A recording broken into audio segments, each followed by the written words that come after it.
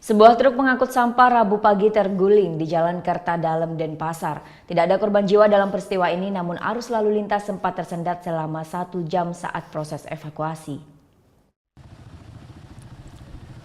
Kecelakaan tunggal pengangkut sampah terjadi di Jalan Kertadalem, Denpasar Rabu pagi.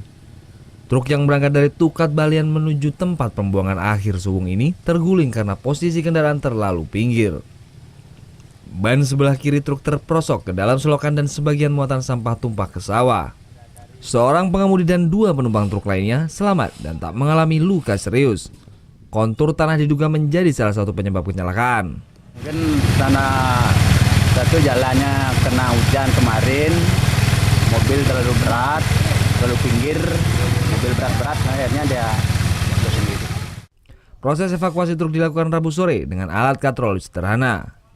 Akibat proses evakuasi yang berlangsung selama 1 jam, Jalan Kertadalem ditutup sementara dan sempat menyebabkan kemacetan panjang.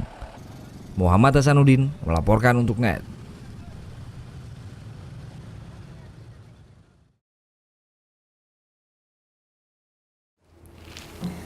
Udah selesai kan nontonnya? Nah, jadi jangan lupa buat like, komen, dan subscribe ya.